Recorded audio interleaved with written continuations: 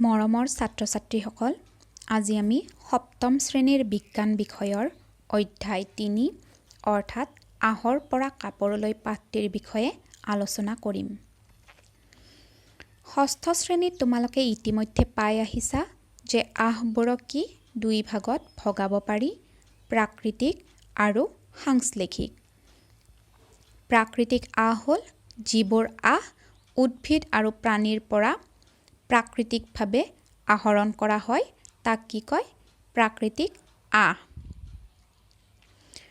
যেনে কপাহী সূতা, ৰেশমী, ঊণ সূতা, পাট আদি। সাংশ্লেষিক আহ, যিবোৰ আহ ৰাসায়নিক দ্ৰব্যৰ পৰা আহৰণ কৰা হয় তেনে আহক সাংশ্লেষিক আহ বোলে, যেনে পলিয়েষ্টাৰ, নাইলন আদি। আকৌ প্ৰাকৃতিক আহ, যিবোৰ উদ্ভিদ আৰু প্ৰাণীৰ পৰা আহৰণ কৰা আছিলে, তাক কি কৰা হয়? দুই ভাগত ভগোৱা হয়। উদ্ভিদজাত আহ আৰু প্ৰাণীজাত আহ। ষষ্ঠ শ্ৰেণীত ইতিমধ্যে তোমালোকে উদ্ভিদজাত আহৰ বিষয়ে পঢ়ি আহিছা আৰু আমি বৰ্তমান প্ৰাণীজাত আহৰ বিষয়েহে আলোচনা কৰিম।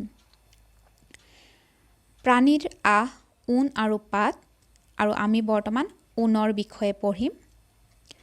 ঊণবিলাক ভেড়া, ছাগলী, য়াক আৰু আন কিছুমান প্ৰাণীৰ পৰা পোৱা যায়। ঊণ উৎপাদন কৰা প্ৰাণীৰ শৰীৰত নোম বা চুলি থাকে। এই নোমবোৰে বহুত বায়ু ধৰি ৰাখিব পাৰে, যাৰ ফলত প্ৰাণীবোৰৰ গা গৰম হৈ থাকে। ঊণ উৎপাদন কৰা প্ৰাণীৰ কি কৈছে? শৰীৰবিলাক নোমাল বুলি কৈছে, অৰ্থাৎ নোম বা চুলিৰে আবৃত। আৰু এই নোমবোৰৰ কাম হ'ল, এই নোমবোৰে বহুত বায়ু ধৰি ৰাখিব পাৰে, যাৰ ফলত প্ৰাণীবোৰৰ গা গৰম হৈ থাকে। এই নোমাল আহৰ পৰাই ঊণ পোৱা যায়, অৰ্থাৎ প্ৰাণীৰ শৰীৰৰ যি নোম বা চুলি, তাৰ পৰাই ঊণ পোৱা যায়। ভেড়াৰ নোমাল ছালখনত দুই ধৰণৰ আহ থাকে, খহটা দাঢ়ি আৰু ছালৰ ওচৰৰ মিহি কোমল অধস্থ নোম।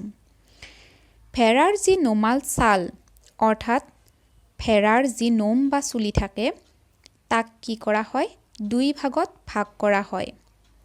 খহটা দাঢ়ি আৰু ছালৰ ওচৰৰ মিহি কোমল অধস্থ নোম। এই মিহি নোমবিলাকেই ঊণ বনাবৰ বাবে আহৰ যোগান ধৰে, অৰ্থাৎ খহটা দাঢ়িৰ পৰা ঊণ বনোৱা নহয়, আৰু যি ছালৰ ওচৰৰ মিহি কোমল অধস্থ নোম আছিল, কেৱল মাত্ৰ তাৰ পৰাহে ঊণ বনাবৰ বাবে আহৰ যোগান ধৰে। কিছুমান প্ৰজাতিৰ ভেড়াৰ কেৱল মিহি অধস্থ নোম থাকে। এনে প্ৰজাতিৰ ভেড়াৰ জন্ম দিবলৈ মতা মাইকী ভেড়াবোৰক বিশেষভাৱে বাছনি কৰা হয়, আৰু এই পদ্ধতিটোক নিৰ্বাচিত প্ৰজনন বুলি কোৱা হয়। ইয়াত কি কৈছে যে কিছুমান প্ৰজাতিৰ ভেড়াৰ কেৱল মিহি অধস্থ নোমহে থাকে, অৰ্থাৎ সিহঁতৰ কি খহটা দাঢ়ি নাথাকে। আৰু এনে প্ৰজাতিৰ ভেড়া জন্ম দিবৰ বাবে উৎকৃষ্ট মানৰ মিহি অধস্থ নোমহে থকা মতা আৰু মাইকী ভেড়া বিশেষভাৱে বাছনি কৰে আৰু সিহঁতৰ মাজত প্ৰজনন কৰি নতুন প্ৰজাতিৰ ভেড়াৰ জন্ম দিয়ে। আৰু এই নতুন প্ৰজাতিৰ ভেড়াৰ কি হয়? কেৱল মাত্ৰ মিহি অধস্থ নোমহে থাকে। আৰু এই পদ্ধতিটোকে কি বুলি কয়? নিৰ্বাচিত প্ৰজনন বুলি কোৱা হয়। ঊণ উৎপাদন কৰা প্ৰাণীবোৰ আমি সাধাৰণতে যি বজাৰত পাওঁ, সেই ঊণবিলাক ভেড়াৰ দ্বাৰা তৈয়াৰী ঊণ। আমাৰ দেশৰ বিভিন্ন অংশত বহুত প্ৰজাতিৰ ভেড়া পোৱা যায়। কিন্তু কি ভেড়াৰ নোমেই ঊণৰ একমাত্ৰ উৎস নহয়, অৰ্থাৎ কেৱল মাত্ৰ ভেড়াৰ নোমেৰেই ঊণ তৈয়াৰ কৰা নহয়। তিব্বত আৰু লাডাখত সাধাৰণতে য়াকৰ ঊণ পোৱা যায়। তিব্বত আৰু লাডাখত য়াক নামৰ এবিধ প্ৰাণীৰ শৰীৰৰ নোমাল অংশৰ পৰা ঊণ তৈয়াৰ কৰা হয়।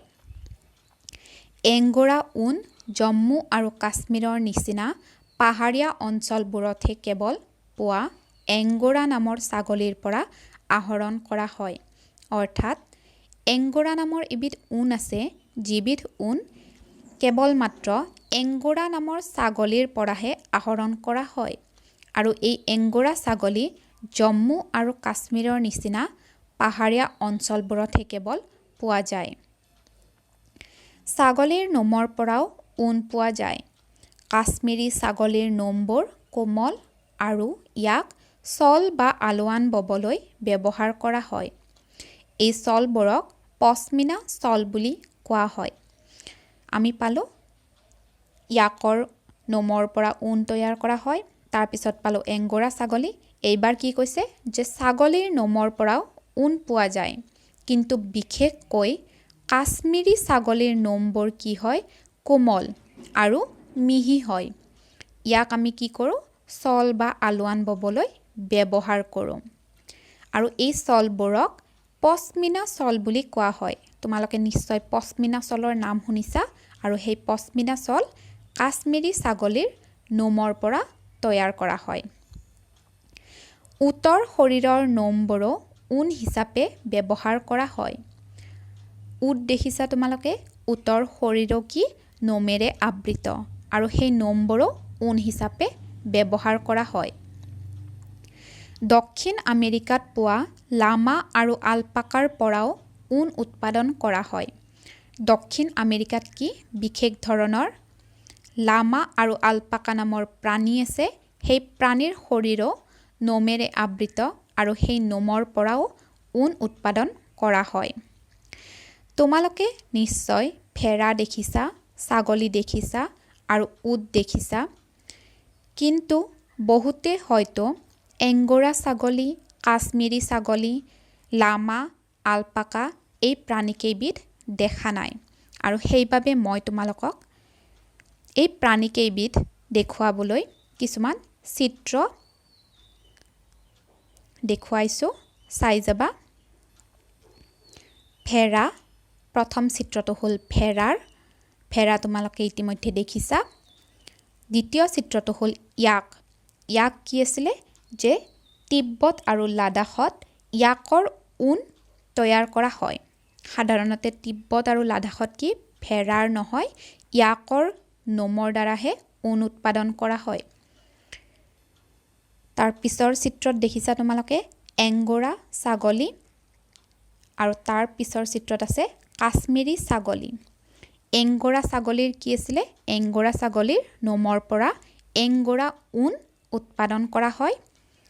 আৰু কাশ্মীৰী ছাগলীৰ পৰা আমি কি পাইছিলোঁ যে পশ্মিনা চল তৈয়াৰ কৰা হয়। আৰু কাশ্মীৰী ছাগলীৰ নোমবিলাক মিহি আৰু কোমল। দুয়োটা চিত্ৰ যদি তোমালোকে ভালদৰে মন কৰা তেনেহ'লে গম পাবা যে এংগোৰা ছাগলী আৰু কাশ্মীৰী ছাগলীৰ নোমবিলাকৰ মাজত বহুত পাৰ্থক্য আছে। কাশ্মীৰী ছাগলীৰ নোমবিলাক অতিকে মিহি আৰু কোমল।